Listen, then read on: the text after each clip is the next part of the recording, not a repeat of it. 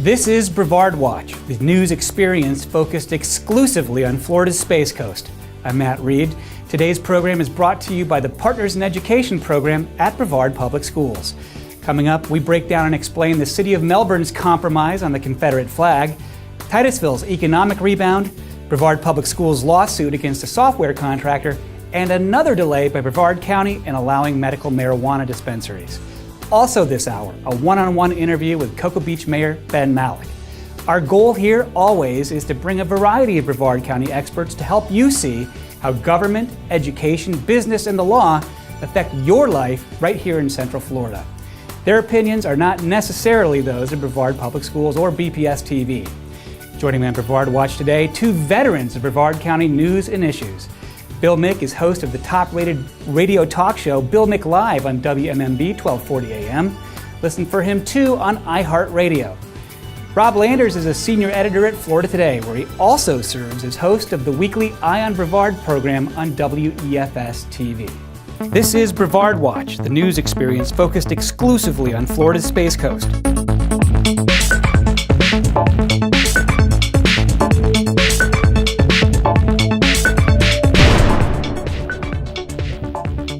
Gentlemen, thanks for joining us in the BPS studio. Let's talk about a story going on in Melbourne with the Confederate flag. Looks like they might have reached a compromise regarding their parades. City Council voted, I think it was pretty close, 4-3, to not fund parades through downtown anymore. I think it was only about $2,000 per parade, because they might have the Confederate flag on display and they don't want to be seen as endorsing it. Is that the right compromise? Let's start with Bill. It's the right fiscal thing to do. I like the move by council to, in what appears to be tough budget times coming for them, to eliminate these expenditures. And while the 4th of July parade and the, Memorial Day or Veterans Day parade was like $2,000 per, the Melbourne Light Parade cost them another $7,000. So that's not a lot of money when you talk government budgets, but on the other hand, if you're going to start being fiscally responsible, the idea is don't spend money you don't need to spend on things you shouldn't be spending it on in the first place. There are ample opportunities for people like, maybe the mayor who was in favor of this. What's the Thanksgiving Day parade everybody watches? Macy's Thanksgiving Day parade. Meehan's Melbourne Light Parade. There you go. There's the bring the money, Mayor. Put your money where your vote is. Let's do that. Let's see a couple of big inflatables for Brevard County with that. Rob, what do you think? Well, $7,000 is a lot for a parade. For the city to expend on the parade, especially when you have a road like Babcock Street that is in the condition it's in. I think it's a good move for the city. The nonprofits, the Confederate flag withstanding, the nonprofits could probably do a better job of vetting the people they're letting into their parades as well. The only flag from the Confederacy that really matters is the white flag of surrender. So I'm kind of glad that Melbourne is at least taking steps to eliminate the flag from parades and, making sure that people don't get their feelers hurt. Why was it not the blow up this time with people driving their big trucks down 192, cramming into the council chambers to stand up for the flag, or vice versa? This meeting happened preemptively. This motion was made before the September 14th planned protest by the anti-Confederate flag folks. And as much as I like my buddy Rob, that flag is a part of American history, not just the Confederacy. Those states were reintegrated into the United States, and the fabric of our country is not always pretty. There are nits and picks in it, and it's part of the history. And if we don't keep it and learn from it, we've got a problem coming again, and we're starting to see it as these rabble-rousers start coming in saying, we want to eliminate this. Look at what they're doing, desecrating statues across the country right now.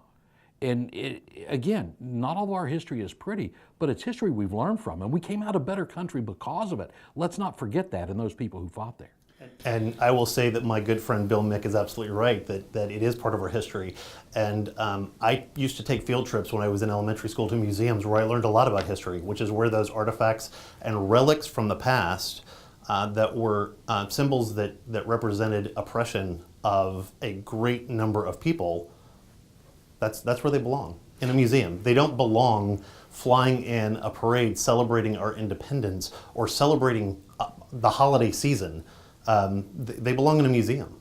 I agree on the holiday season part. There's a purpose for that. We call it Christmas, and let's have a Christmas parade. We'll go with that. But are we going to eliminate Gettysburg? Are we going to eliminate other centers of remembrances of the Civil War? You go to Gettysburg, you can buy Union hats, you can buy Confederate hats, you can buy the uniforms, you can buy the memorabilia, and we remember that history because it made us who we are.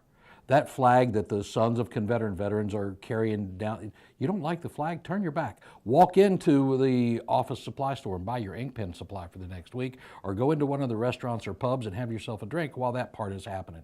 There's nothing wrong with that flag being presented. This was not the issue. This issue is people trying to elevate one element of society over another, and I'm glad City Council thwarted it by saying, look, we're just not going to fund any parades. Now, the last time that happened, it was the Puerto Rican Day Parade in Palm Bay, and the United Third Reich decided they were going to sue the city of Palm Bay to get their money so they could fly the Puerto Rican parade and have that event, because they were entitled to city money somehow. Yet the wife of the founder of United Third Reich has decided we need to eliminate parades. Okay, let's go with that. Eliminate them all. For the benefit of our viewers who don't know, United Third Bridge is the organization that stands up for like I said, Puerto Rican United Third history. Reich, yeah. Well, Teresa Lopez is the one that introduced this measure, I believe, and No, Paul Alfrey did. Paul Alfrey She did vote for it, though. She tried to introduce it a couple years ago. I think the thing about flags is that the symbol means something different in the eye of the beholder. And I think with this symbol, it's very, very clear that there are some people who believe that it stands for just rebellion and part of, being a Southerner, and there are other people who see it as part of the actual history of the Confederate States and slavery and a war to defend slavery. As long as a significant portion of your taxpayers are people who see it that way, as it's an offensive racist symbol and slavery, you probably should not spend public dollars on something that represents them as well. So compromise seemed like it was important to try to achieve here. Correct. I like it from the fiscal side. By the way, time for the red bars to come off the Florida flag then. Let's talk that. Let's move on. Let's talk that.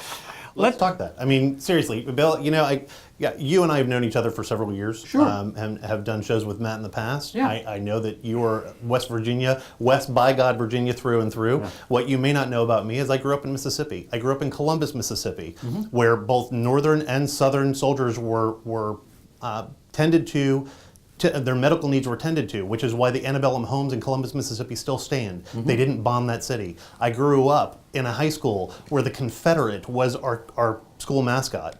The stars and bars have been part of my life since I was 2 years old. It's time for them to go in a museum. It is. It's time for them to go in a museum. And you can't tell me that you honestly cannot tell me that you don't understand the venom and the hate towards that flag when the venom and the hate from that flag is so blatantly displayed in places like Charlottesville, like it was 2 weeks ago, alongside the Nazi flag. I'm not responsible for how those people perceive it. You're not responsible for how it's perceived, but you are the one who just sat here and called United Third Bridge the United Third Reich. Sure. What are they trying to do? Impose their will on everyone else. Nobody imposing their will by carrying a flag down that remembers the history of this country. This is a bitter issue, and I think it's going to continue to be. We're going to have so much fun. We are. Melbourne City Council has gotten out of it, at least for now. Let's move on to another issue. Satellite Beach. Dateline, DeSoto Parkway. We've got what looks like a $7 to $8 million, 60,000 square foot, multi-use, solar-powered, fantastic thing pitched for the spot that has been sitting vacant for years, owned by the CRA, open for development. It used to be the site of Peg Legs, an old fish restaurant that has been closed as long as I've lived in Brevard County. It's going to have a 100,000 watt array of solar panels to power this thing, 25-room boutique hotel, 9 residential condos on the 3rd floor, higher-end chain restaurant, and of course an electric vehicle charging station for your Tesla or your Chevy Volt. It has a preliminary approval from an advisory board. It hasn't gone to the city council for final approval yet. Your take, right place, right time? Let's start with Rob. You know what? I'm all for the whole environmental protection of Satellite Beach and finding renewable energy sources to power places in the city. I don't think that it's the right place. The last hotel that I remember opening beachside between Pineda and O'Galley is now in America's Best Value. I don't know that people are looking for a hotel in Satellite Beach. So while it's a great concept, I think they might have a really hard time finding a brand to put on that particular boutique hotel. Boutique. I mean, I would love to have a place for my parents to stay, but I hear the room rates at this might be like $200-300 a night. Right, and why would so you do keep that? playing Powerball. Why would you do that instead of, you know, renting a condo on the beach for them? This is across the street from the beach. It's a highly trafficked area that's not easy to get across the street. And, you know, I will say I do miss peg legs. When I was 7 years old, it was the first place I had ever had rock shrimp. And so going to Dixie Crossroads in Titusville last week, it was like a little bit of my childhood coming back and thinking back on peg legs. But yeah, I don't think that's the right place. I moved here in 2001 and has only ever been an abandoned, haunted old building until it got torn down. Well, before it was that abandoned old building, it was Zuzu's, and I believe the last health report I saw on that one was that there was a dead seagull in the stove vent. So all right, so Tesla charging station definitely a step up from that. Right. Bill, the fact that this property is owned by the CRA. There are a lot of people in Satellite Beach who think it'd be better to put a park there. Your take? How many parks are there in Satellite Beach? We both lived in that region for a long time. Yeah, that seems like a waste. It's about 40%, I think, of the beachfront property in Satellite has been preserved as, you know, with public land. You know, for a city that thoroughly believes that in 50 years it won't be there because it will be engulfed by the ocean and the city won't be there because the global warming is going to swallow the whole island, why put this investment into this? You know what? It's a nice, unique idea. If a private investor wants to do it, okay. Is he buying the property from the CRA? Buying it, yes. Okay, that's a plus for the city. They shouldn't be owning the property in the first place. But it seems to me, like Rob said, this is a high-end development looking in the low-end part of town as far as the beach goes. When you can drive down the street for $125, spend a night on the beach itself rather than across the street and have to dodge all of those vehicles on A1A, not the smartest of moves I've seen, and I agree. I think they'll have trouble finding somebody to be the nameplate for this hotel. This really kind of screams to me like this would be better suited for like a downtown Melbourne kind of thing, where you're younger, hip people that are more energy conscious and are going to be paying attention to those kind of things, and are paying attention to the details of, oh, it's a boutique hotel and it's solar powered, and we're not going to be wasting fossil fuels by leaving the lights on in this building. It screams downtown Melbourne and the groundswell kind of feeling than Satellite Beach. It does, and downtown Melbourne's in considering a hotel development behind Meg's, which maybe something like this combined with that would be a good thing. But in Satellite Beach, number one, they're not a business-friendly community. Number two, they're not a tourist-friendly community. What are you going to do other than walk to get ice cream or some food somewhere, or go play on the beach? And there's nothing touristy there. Would be great when my parents would come down and visit. Would be a nice place. They're not going to fork $300 a night, and if they can, they're coming to town, they can stay at my place. So, well, as a resident of Satellite Beach and a taxpayer, I'd like to just see them sell that property for something that is going to be privately developed, and I hope it works. I just what I would hope is that they would sell it to someone who is going to develop something that's going to last and be successful, and bring people to the community. I'm not sure that a $300 a night boutique hotel that their main selling point is that they're powered by the sun is really the...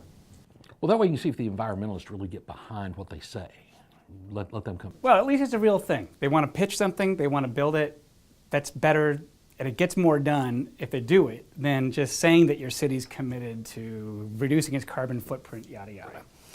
Let's move on to this issue of moratoriums on medical marijuana dispensaries. Brevard County Commissioners voted 4-1 to extend their moratoriums. Several cities have done this as well. West Melbourne and a couple of others. Other places are like, bring it on. Let's move on. But they have to figure out some new laws with the state. Christina Znardi said, she was the dissenter with the county commission, said, The voters approved this. We're not talking about a bunch of drug houses or a bunch of places where people are going to be smoking pot. These are dispensaries, so I'm not okay with a moratorium because I think we're denying access.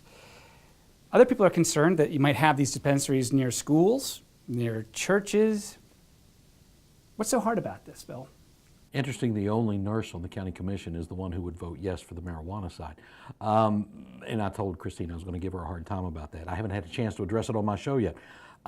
The idea is the legislature has not been very clear. Right now, you give basically blanket permission or you withhold permission for these things to go in your jurisdiction. This is only impacting the non-incorporated areas of Brevard County with the county commission vote. And right now, the way the zoning is, anywhere a Rite Aid or other pharmacy can be, a medical marijuana facility could be there as well. And while we are not talking about pot shops, yes we are. I lived in California for 2 years and I saw medical marijuana dispensaries selling cocaine and heroin out the back door. And I saw kids talking to my kids saying, dude, you should go to the doctor and tell them that you've got migraines or something. You can have a free pot card and you can get it all the time. No, this has never been about medical marijuana. This has been about smoking dope. Else John Morgan wouldn't be threatening to sue the state over adding smoking to the marijuana that they've said they will allow based on the amendment that he crafted. If you're a lawyer and you're crafting this amendment and you didn't include smoking in it, did you think the legislature was going to ignore that? Come on, this is about dope. That's what it's about. Rob? Okay, so first of all, I want to know where the county commission was years ago so that we wouldn't have pharmacies popping up on every corner in this county, because that's basically what they're saying, is they want to stop the zoning that is pharmacies and dispensaries from being in certain areas of unincorporated Brevard County. Okay, well, where were you when CVS and every Eckerd's and every Walgreens decided they wanted to open up on every street corner in this county? I mean, seriously. Secondly, I'm going to go ahead and say it. It really feels like we're trying to delay the inevitable, which is the Florida voters said, yes, we want medical marijuana, we want this passed, and now it's like, okay, well, we're going to give it to you, but not right now. And I also have to, I have to give a shout out to John Tobiah, who played the card really well. Not this is going to be near schools and not this is going to be near churches, but this is going to be near your church. This is going to be near your church where you work, and this is going to be near your house, fellow county commissioner. Not we need to worry about the residents of Brevard County and unincorporated Brevard County, but I'm going to play directly to the people who are going to vote on this. You who works in this church, you who lives in this house in this area. So good job, John. You got to pass. Again, the regulation part of this, though, is too wide open from the state. They need to craft regulations, zoning regulations, that do keep it in areas where it belongs, a business area somewhere, as opposed to in any neighborhood. And I don't disagree with Bill on that. I think that it absolutely needs to happen. I just feel like everyone is dragging their feet on this to slow the process down. Well, part of that's the legislature's fault because they took too much time to put anything together. When we come back, an interview with Cocoa Beach Mayor Ben Malik, a question of whether Titusville is back economically, and a controversy over the name of the airport in Melbourne. Hi there, I'm Brevard School Superintendent Desmond Blackburn, and I need to hear from you. Whether you're a parent, school employee, business person, or a senior in our amazing Legacy Club. At a town hall meeting near you, I'll share the latest on how our schools are performing based on what the community has already asked for. Then I'll ask you, what's next? What does your child or grandchild need most to succeed? What does your business or agency need in a high school graduate? How can our schools better support quality of life in your neighborhood? I will listen carefully, and I know your school board will too. Hi, I'm Matt Susan, your school board member for District 4, which includes Melbourne, West Melbourne, Rockledge, and the Vieira Suntree area. To better serve you, we need to know your needs, questions, and concerns about our public schools. So please join me at a free town hall meeting I will be hosting at Vieira High School. Mark your calendar for Thursday, September 28th from 5:30 to 7. See you there.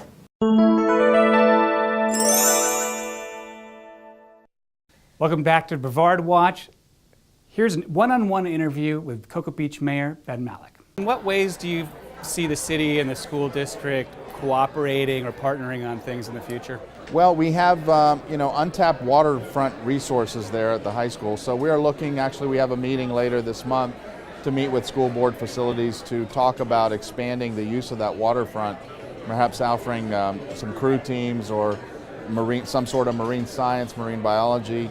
And from as far as the city aspect, we are partnering with the schools on, we all understand the budget constraints, and it's impacted a lot of the athletic programs. So we're fortunate, we have a lot of very civic-minded organizations. I know Kiwanis helped put up the scoreboard for the football team. We're working on the track, that's a $120,000 budget gap. The elementary school, for example, we need a new playground for the kids. There's no money for that.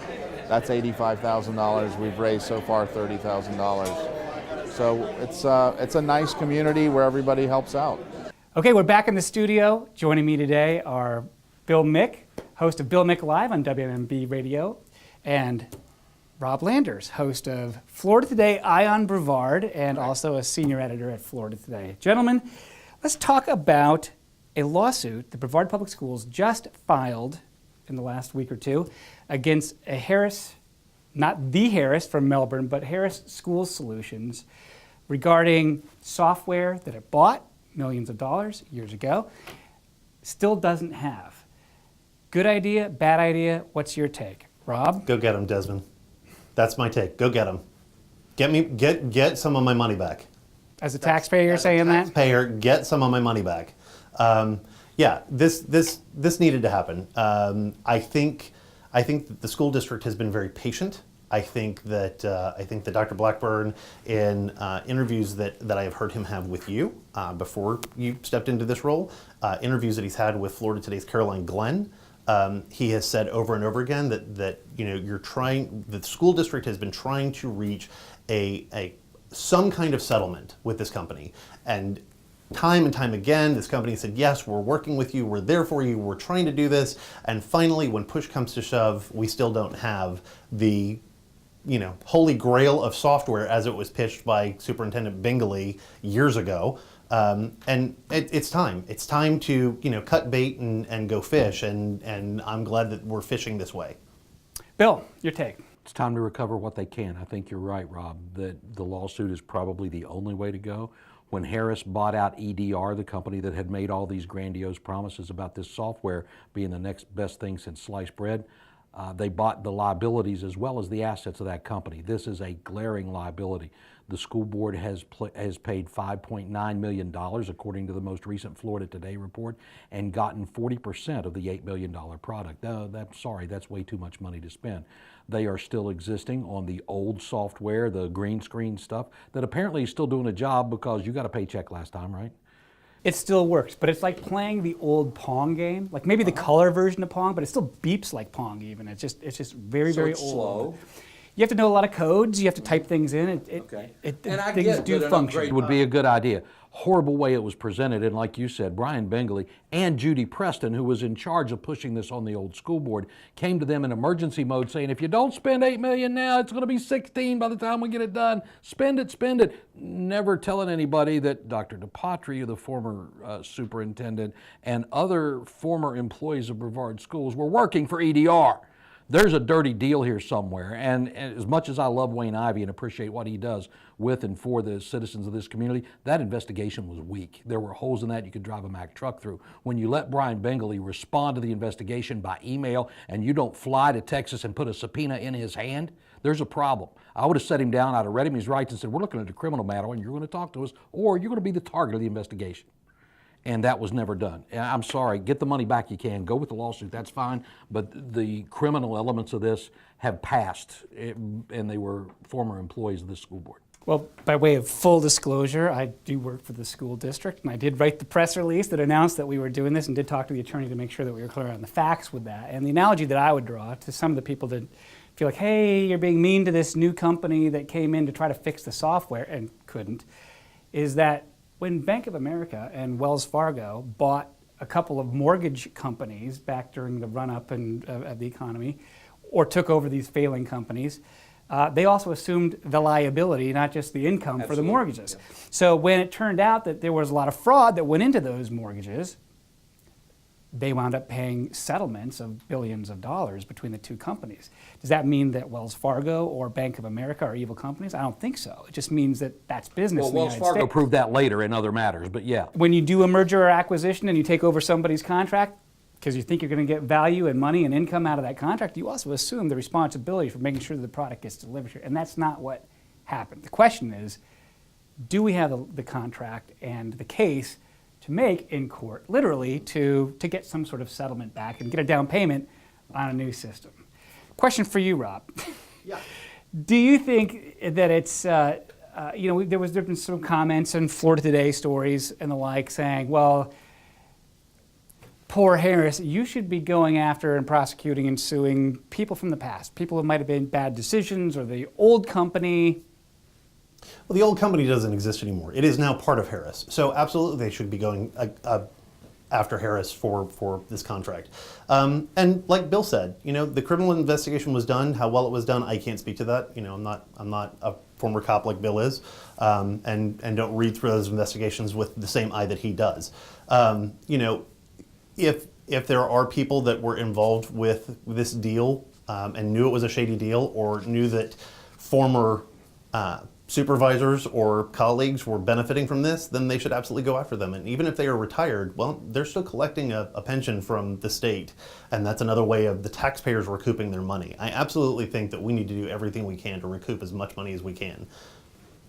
Well, nobody has apologized for the past or the bad actors. I think Desmond Blackburn has said, to be generous, people were too trusting here and went for a pitch from this software company, and they certainly couldn't Although deliver. former school board member Amy Nisi did apologize for her vote and did request the investigation. So And school board member John Craig flat out said, we messed this up. he wasn't on the board at that He time. wasn't on the board at the time. The only current member that's still on the board is Andy Ziegler. But the current board is all looking at this kind of like, what did we do? How did we do this? How did we get here? And in that meeting where the audit was called, John Craig said, we messed this up. I don't care how long we've been dealing with this company. I don't think those feelings have changed any, having been in conversations with school board members here in Viera. I think they're all pretty much in consensus that pursuing this lawsuit and trying to get some value back for taxpayers and getting out of the contract that we have is the right way to go. Let's move on to a more, maybe a little less heavy of a story here. Central Florida airports are battling over the name Orlando. Who should be allowed to use the word Orlando with their airport? USA Today reports that officials with the primary Orlando airport say the use of the name Orlando by other airports confuses travelers who think that they might be flying to Orlando, but instead end up dozens of miles away. Orlando, Dozens of miles. At the same time, hour and a half. Orlando Melbourne Airport Manager Greg Donovan, his comment was, if it was truly a confusion factor, we would have people showing up at my office on a regular basis, missing their flights, having problems with family, missing them at the wrong airport, and that simply doesn't happen. Which begs the question, what is the real harm to OIA, to the Orlando Airport in Orlando, of having Melbourne call itself Melbourne Orlando, or Sanford calling itself the Orlando Sanford Airport? Bill? Orlando Sanford is reasonable. You're less than a hop, skip, and a jump. You're maybe a hop from Orlando in Sanford. It is reasonable that they are reasonably close together. Here, you're an hour and 15 minutes away from anywhere you want to be in Orlando. And if you're given directions to the Melbourne Airport, unless you're leaving Orlando, the word Orlando doesn't come from your mouth. It is in Melbourne, period. When the airport director here tries to stretch it and say, well, runway 9A is only 30 miles on a direct line from the closest Orlando zip code, dude, it's still an hour away. You're being deceptive. You're not being honest. Embrace who we are. Let's rename the airport. Let's rename it. I know we've got a Space Coast Airport already. Melbourne Space Coast International Airport. And let's try working on being an airport instead of the best landlord in the community, because they're really good at being a landlord. They've got great tenants and they're doing great things with their tenants at those properties, whether it's Embraer or Northrop Grumman or anyone else that rents from the airport. But you're a land manager, you're not an airport. You want to be an airport? Get some flights in here that take you somewhere besides Atlanta and Charlotte. Give me my direct flight to Charleston, West Virginia back. So every flight you take out of Melbourne, $100 more than what if you took it out of Orlando, either of the Orlando airports. So come on, let's stop being deceptive. Orlando, Melbourne means nothing. Now, Orlando International has its own problems. We're not Orlando's beach. They advertise Tampa as Orlando's beach. So how about you give us the beeline back, or you start being honest about where you are, that Brevard County is Orlando's beach, and how about helping us advertise there? You want to get on an even playing field, let's talk. Both of these folks are being deceptive, and it's a bunch of nonsense.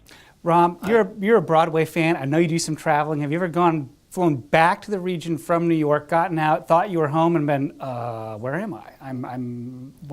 No, never, ever. Ever. That surprises me out of Rob, but okay. So a couple of things. One, I completely agree with Bill that this is absolutely ridiculous. If Orlando is going to call Port Canaveral Orlando's port, and we rename the Beeline Expressway to the Beachline Expressway because that's the easy way for Orlando residents to get to the beach, there's no reason why we can't call it the Orlando Melbourne International Airport. And I will further go on and say that I was flying back from Charlotte 2 weeks ago. I went to Pensacola to visit my dad, and of course, you can't get a direct flight back from Pensacola. You have to fly through Charlotte to get back. I was flying from Charlotte to Orlando. There were people that had missed an earlier flight that were going out on a cruise from Port Canaveral and were worried about making their connection to get down to get on the boat. And American Airlines said, well, we can fly you into Melbourne. And these people were like, wait, where is Melbourne? They were completely confused by where Melbourne was. It wasn't that they were flying to an alternate Orlando airport. They were flying to Melbourne. There was no confusion about that. Which, by the way, is farther away from the port than Orlando International. Right. But the airline was trying to get them relatively close as fast as they could. But isn't this really about search engines? Isn't this really about the person booking the flight? To me, this is all about the Greater Orlando Aviation Authority saying, no, we don't want you marketing Melbourne because we're trying to market Orlando. Oh, I see.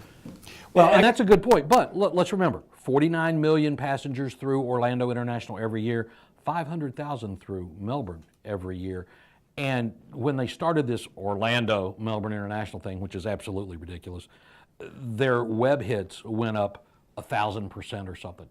But did their passengers increase? No. You got to bring planes in to bring more passengers. Come on. See, there's this thing at Florida Today that we like to talk about called brand recognition. And if you've got people that are Googling Orlando and they see Orlando, Melbourne, then they're putting the Space Coast on the radar of these people who might one day want to come back and take a vacation. Does it really make that big of a difference to the Orlando International Airport that it's called the Orlando Melbourne International Airport? No. 4.9 million passengers every year. We're not taking people away from them. Obviously, because we don't have the planes apparently, according to Bill. We don't? You can still catch a flight out, and quite frankly, I'd pay the $100 extra because it's a convenience fee. It's a convenience for me to fly back into my hometown and be 5 minutes away from my house rather than an hour away from my house. When it's your family of four, is that much easier to do? I don't think so. $400 extra each way? Come on. Yeah, the weird thing is about this issue is that usually the marketing of those perimeter airports, like Melbourne, maybe Daytona, Sanford, is that they go hand in hand with those discount airlines. You agree to fly a Spirit or an Allegiant to Latrobe instead of Pittsburgh because you're going to get a discount ticket. You don't mind the extra little drive. Absolutely. We haven't gotten that here at Melbourne. We have the airlines that we have. Where are those? That's why I fly Sanford and Orlando International, because I can get closer to home that way. Well, we had them and they left. When the flights aren't canceled, right? Right. All right, let's move on. Port Canaveral. We all know this is an engine, economic engine. Is it on the right track? Is it on the wrong track? I want to get your take on this. This year, it could hit a milestone where the Canaveral Port Authority, the government agency, could hit revenue of $100 million. It's a big deal for the port. Look at where the revenue comes from.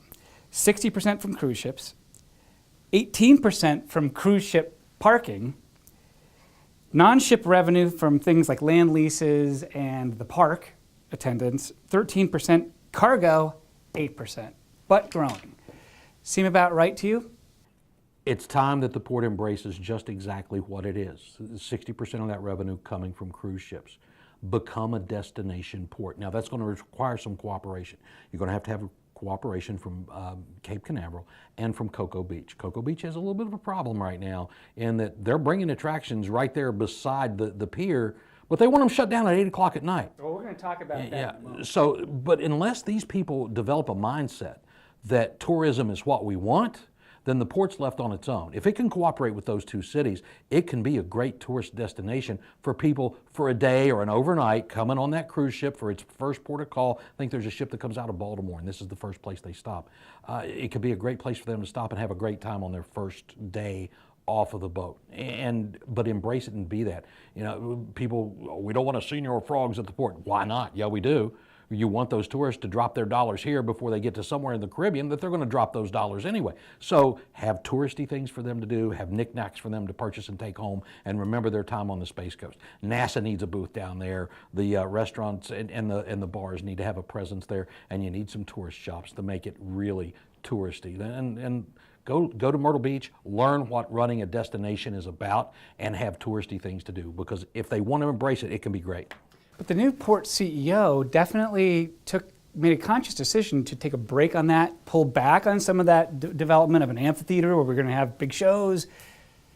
The shopping and the high-end things. Well, high-end shopping was a really stupid idea. It's not going to happen. Your cruise passengers already spent his high-end dollars. He wants to spend knick-knack money. He wants to spend memorabilia money. He's not going to come down and buy the $500 dress or the $1,000 dress. No, that's bad idea. Right. You're not. My wife getting off a cruise ship in Port Canaveral is not going to buy a Coach bag in Port Canaveral. She'll buy it on the boat, so she doesn't have to pay the royalty, the duties in the duty-free zone. But Bill is right. The port. If the port wants to proceed, then we need to move forward with something that's going to make people want to stay in Cape Canaveral and spend money in Cape Canaveral rather than getting off the boat and on their day excursion shuttle over to Disney. Which for people from Baltimore, and this might be the one chance they get to come to Florida, and so that's what they're going to do anyway. For people that have already been to Disney and have done Disney and are tired of Disney, give them something to do while they're in port. There's nothing to do right now other than kind of sit and look at the other boats. The high-end amphitheater and the concert thing, it's kind of been done. I agree with Bill in that maybe not Myrtle Beach, but go look at some of the ports in the Bahamas that have realized that this is where their money is coming from, that have gone in and have set up really nice kind of destination spots right at the end of the dock, so that when you get off the boat, you are hit with knickknacks for days that kind of represent that community. And regional food. Yeah. That will make a big difference for folks. Yeah. I mean, people will come here just for the seafood. Right. Well, again, those numbers that I just pointed out, those were for revenue for the Canaveral Port Authority. I think if you look at the economy and how it's affecting, I think that cruise industry is multiples more in terms of the actual dollars coming in and out of the area. Cape Canaveral, the city, is looking pretty good right now. New City Hall. Cape View Elementary, I think, was a D, or was one of the two schools in Brevard County that jumped 2 grades. Lots of new stuff on campus. Things are kind of looking up for Cape Canaveral. I will also talk to my friend Bill here, and who is the history buff that likes that flag so much. But we could sell those at the port. Brevard County absolutely needs to learn from its history as well, and the cargo aspect at the port absolutely is something that they need to focus on. They've got to diversify. If we didn't learn anything from the shuttle era, where we were all shuttle, this county has to diversify, and the port has to diversify where their money is coming from. If the economy tanks and people stop taking cruises, then there's going to be less cruise revenue coming in. So I think a little bit of diversification is probably a really good idea for them. Don't disagree with you. The cargo aspect of what can happen at the port is a good idea. But right now, we need to take advantage of the situation we're in. Make hay while the sun's shining, right? And we've got more ships coming in. We have an opportunity to capture more of those people, not just their dollars, but their imaginations. Oh, I didn't get to go to the Space Center last time I was there. Or we didn't really go enjoy Cocoa Beach while we were there. And they've got all those great mini golf things, and they've got those great places to eat. Let's embrace tourism or run away from it. Pick one. Let's do it. When we come back, SpaceX CEO Elon Musk is getting people excited about human spaceflight from the Cape again. And right across the bridge, there's some exciting announcements for Titusville, or as we call it around BPS, True North. See you in a moment. Hi there, I'm Brevard School Superintendent Desmond Blackburn, and I need to hear from you. Whether you're a parent, school employee, business person, or a senior in our amazing Legacy Club. At a town hall meeting near you, I'll share the latest on how our schools are performing based on what the community has already asked for. Then I'll ask you, what's next? What does your child or grandchild need most to succeed? What does your business or agency need in a high school graduate? How can our schools better support quality of life in your neighborhood? I will listen carefully, and I know your school board will too. Hi, I'm Matt Susan, your school board member for District 4, which includes Melbourne, West Melbourne, Rockledge, and the Vieira Suntree area. To better serve you, we need to know your needs, questions, and concerns about our public schools. So please join me at a free town hall meeting I will be hosting at Vieira High School. Mark your calendar for Thursday, September 28th from 5:30 to 7. See you there.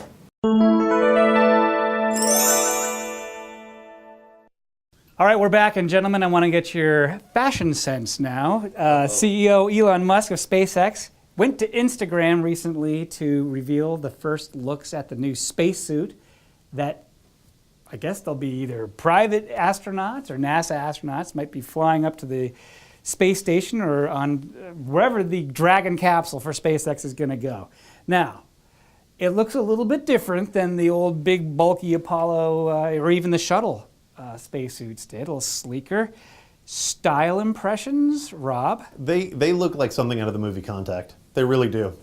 They're cool. Again, not your dad's, astronaut spacesuit, but yeah, they I mean, as long as they're getting the job done and they're keeping people alive, then Generational difference in perception. My first thought, absent the orange color, 2001: A Space Odyssey. The helmet looks like those helmets, and it's sleek. I like it.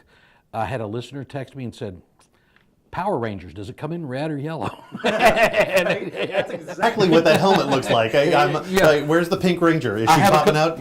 Power Ranger. Well, Jessica Saggio from Florida Today said that it looks like a stormtrooper. Is that fair? No, it does not look like a stormtrooper. Jessica, I love you, but no, that's not accurate at all. It does If not it look did, like a I'd like stormtrooper. it. No, I do like it as it is. If it looked like a stormtrooper, I'm okay with that. Sure, let's go. I'd actually be a little bit more okay with it if it looked like a stormtrooper, but no, the stormtrooper is like that hard plastic and has like the knobby joints, almost like the movie Red Planet, where they had these bulky joints on the elbows and the knees. Yeah. And even the helmet isn't right for a stormtrooper.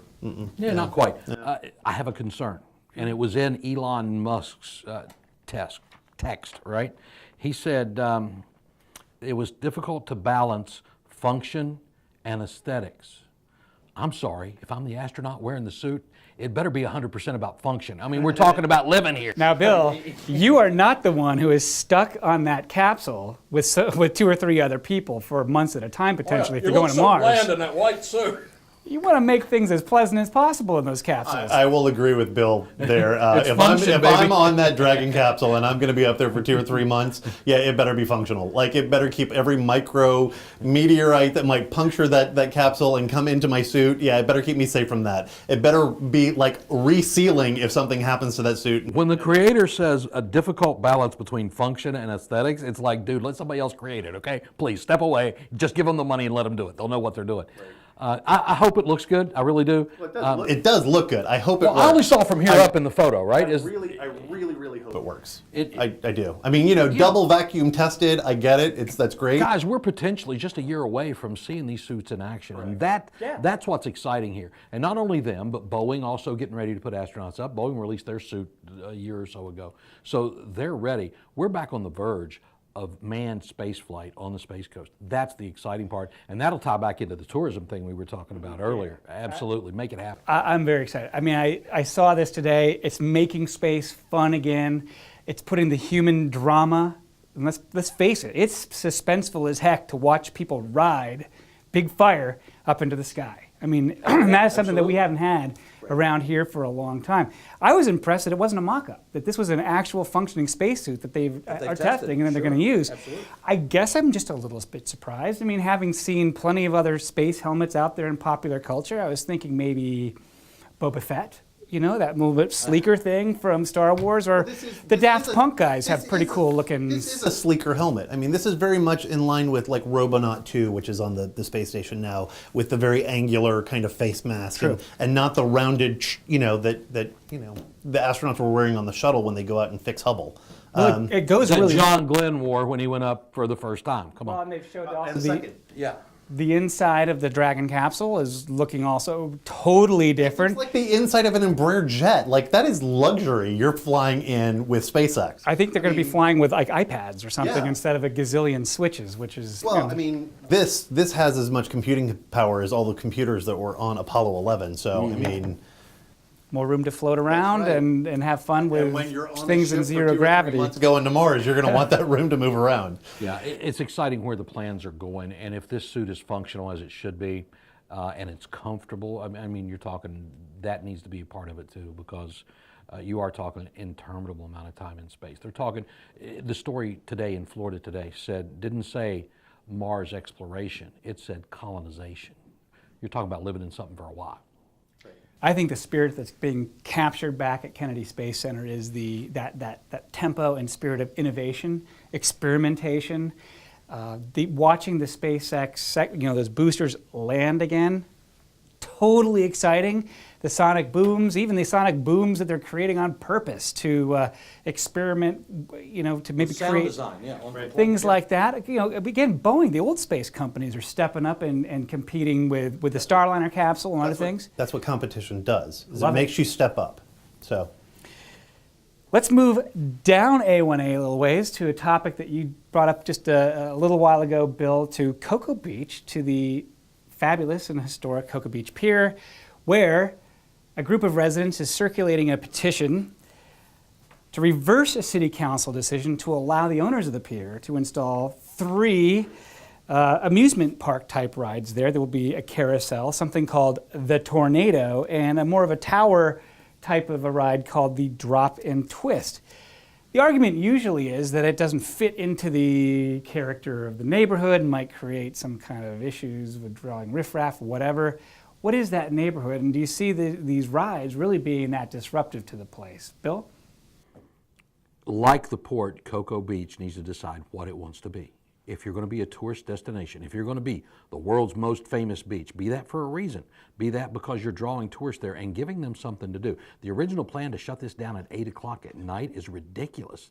It should go at least till 10, maybe 11 most nights, and on the weekends, let them go till midnight. Let people come and enjoy the beach for what it is and add these amenities that continue to draw people here. That it's not going to hurt anybody. Well, I bought over here because it's nice and quiet. Well, congratulations, the world changes. You bought in a tourist area, you should know what to expect. It's like people who buy next to a baseball field and wonder why fly balls land in their yard. Because you're next to a baseball field. Well, you're next to the ocean for a reason in an area that touts itself as a tourist destination. Be that or ban them all. Tear the pier down. Let's just forget it. Ron Johns can leave. Go wherever you want him to. We're not going to be the tourist destination. One or the other. Find it. well, I think you're making the point for those people that live in those condos. Cocoa Beach needs to make up its own mind. Is it going to be a tourist destination or not? These people bought condos in these places because when they bought those condos, wasn't really a tourist destination. Now a new owner has come in on the port and wants to put these amusement rides in. I'm kind of with the homeowners. Look, it wasn't there when I bought my house. I liken it to the people who, I-95 has been there for as long as it has, and now there's communities that are being built closer and closer to I-95, and now these people are demanding, the sound barrier walls to go up. Yeah, well, that's nuts. The interstate was there before you bought, okay? Yeah. The pier was there before I bought my condo too. But there weren't amusement park rides there until 8, 9, 10 o'clock at night.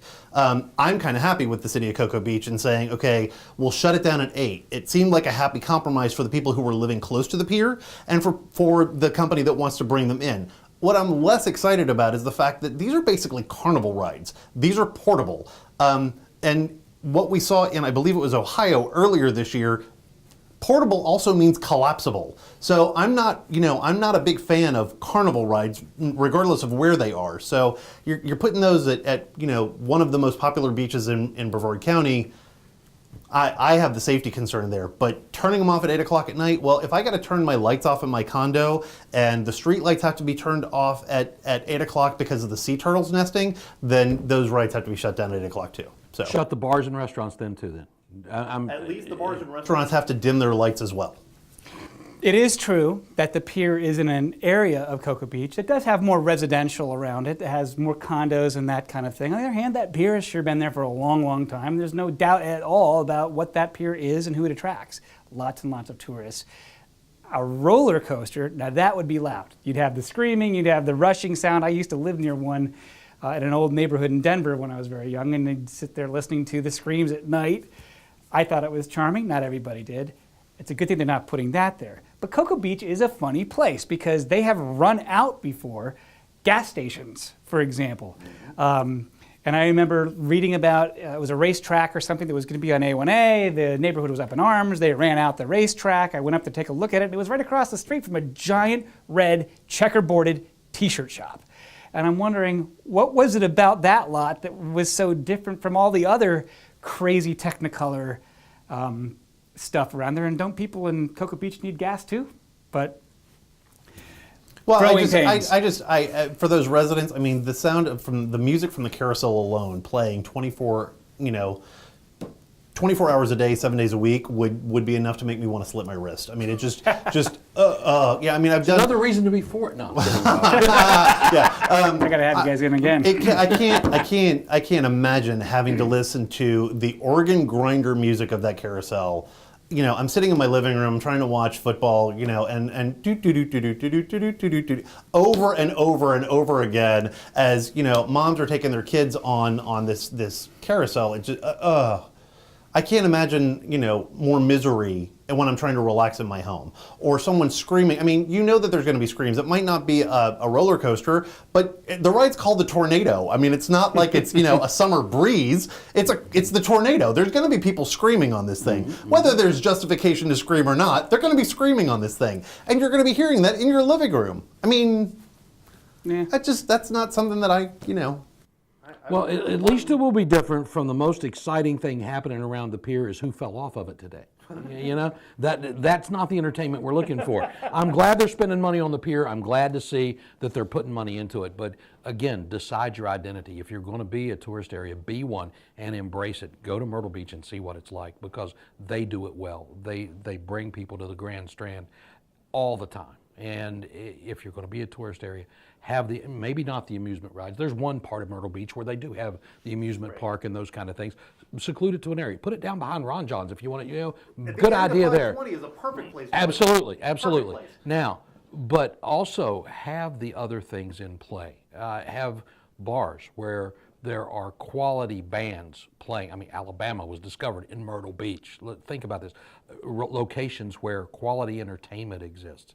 And be the entertainment area you can be. Work with the port in that regard.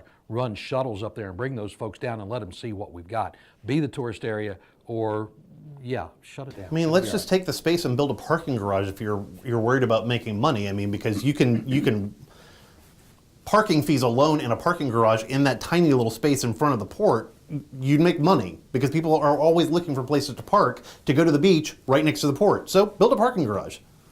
It's quiet. All right, let's cross a bridge and go up US 1 a little ways to Titusville.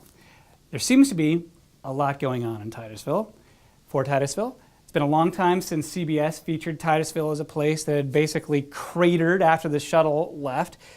The old mall scraped off and replaced. That took some time.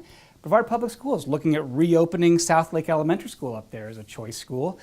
And the EDC announced a couple of pretty good little job announcements up there. One of them is AstroPac, which bought Chemco, a local company, and it's going to renovate a 40,000 square foot industrial building on Grissom Parkway out in the west part of town into clean rooms for high-tech work. About 17 new jobs, but lots of room to grow as a result of this move. Downtown, another company called Red Canyon Software is going to renovate and move into a historic hotel and bank building downtown. About 20 jobs. But at both, you know, it's not just happening in office parks. It's happening downtown, and things seem to be picking up there. I don't know. Is it just me, or does Titusville seem to be back? Well, I will tell you this. Okay, so early July, I started rehearsals for Shrek the Musical at Titusville Playhouse. It is the first time I've ever done a show at Titusville Playhouse. It is also the first time I have spent any amount of time in Titusville. And I used to be one of those people that would give Titusville a really hard time just because it was Titusville. I mean, it's like, you know, it's so far north that it might as well be Daytona. Titusville is a beautiful little town. It is a great place to just go and hang out. There is a lot of really interesting things happening there. Playa Linda Brewing Company is in. Great place to go and just grab a beer or a cider. The Bricks Project, which is also Playa Linda Brewing Company, has got this new gastro pub vibe going on. It is starting to find little ways to kind of catch up to other places in Brevard County. And it's not this sleepy little city anymore. Like it's starting to wake up and dust the sand from its eyes. Sandpoint Park, Spaceview Park, again, before this summer, had never been to them. I'm like, holy cow, this is awesome. I mean, it's just it's a nice little downtown area to hang out. And you know, if we're pulling people from Orlando, because I know that Bill's about to call it Orlando, because that's what people in Titusville call it, is Orlando's bedroom community. You know, if they want to call it Orlando, let them call it Orlando. If I'm going to live in if I'm going to work in Titus, or I'm going to work in Orlando and want to live in Titusville, that's not a bad option for me, because Titusville's not a bad place to live. I wouldn't mind living there at all. That's a nice little spot in Brevard. Bill, some of these announcements have been happening up there, including some of the space stuff going on at the Cape. And I'm not sure if Knights Armament was part of this. They've been in there for some time. But there's been some very official efforts, including the North Brevard Economic Zone, the Economic Development Commission, as I mentioned, involved with this. Good, bad, different, your take? Given my differences on how the EDC and the North Brevard Economic Development Zone operate, I have some big disagreements with how they do this. I think it is good for the city of Titusville and for the people in that community. My youngest son lives in Titusville with his family, and I get up there every now and then, a lot more than I used to. And Rob, you're right. Beautiful Riverside Drive on US 1, and an opportunity to go out and have great restaurants. The boardwalk and dock area there, beautiful, absolutely great riverside views. It's just amazing, and it's a community that I would like to see come back. My problem exists with how the North Brevard Economic Development Zone operates, how the Economic Development Commission operates here in the county. But if they're going to be operating, we better be seeing results like this, or they're wasting their time and they're wasting a lot of taxpayer money. So I'm glad to see it occurring. I have one other question. Are you typecast as Fiona? No, I'm actually one of the little pigs. Are you really? Yes, I am. I'm the brick pig in Shrek the Musical. You have one more opportunity to catch us this weekend, so I'm just throwing that out there. Very good. Actually, 3 opportunities. Wait, is it Lord Farquhar? Oh, wait, there's a lot. There's a lot of episodes. Yeah, hang on. You're gonna have to cut this. All right, so there's actually a Thursday night, a Friday night, 2 Saturday performances, and a Sunday performance, and you can find out more information on that at TitusvillePlayhouse.com. But anyway, moving on from that. There is, Titusville has a lot of potential. There is a lot of space for companies to move into and redo. And it is. Bill is absolutely right. It is a beautiful drive into that city. And there is something that when I'm driving into Titusville, the child in me starts jumping up and down, because you can just look out over the river and see the VAB and see where manned space flight began. I mean, it's just right there. All of that history is just right there across the river. It's so beautiful to look at. If it weren't so far away from my office, I would live there. It's a beautiful community. It really is. And there's so much potential. There's so much potential. And you're just right there, and good folks. So, yeah. Well, I'm glad we could leave this on a happy note. Gentlemen, let's all go to Titusville. As a matter of fact, I'm heading north to do, we're going to be planning some town hall meetings in the northern part of the county with Superintendent Desmond Blackburn. And yeah, getting to know some of the people from Titusville coming in onto Brevard Watch, including Rita Pritchett, the county commissioner from the north part of that county, coming up pretty soon. Bill Mick, Rob Landers, thank you so much for joining us in the BPS studio. We hope to have you on again soon. Thank you, Matt. Enjoyed it. Hi there, I'm Brevard School Superintendent Desmond Blackburn, and I need to hear from you. Whether you're a parent, school employee, business person, or a senior in our amazing Legacy Club. At a town hall meeting near you, I'll share the latest on how our schools are performing based on what the community has already asked for. Then I'll ask you, what's next? What does your child or grandchild need most to succeed? What does your business or agency need in a high school graduate? How can our schools better support quality of life in your neighborhood? I will listen carefully, and I know your school board will too. Hi, I'm Matt Susan, your school board member for District 4, which includes Melbourne, West Melbourne, Rockledge, and the Vieira Suntree area. To better serve you, we need to know your needs, questions, and concerns about our public schools. So please join me at a free town hall meeting I will be hosting at Vieira High School. Mark your calendar for Thursday, September 28th from 5:30 to 7. See you there.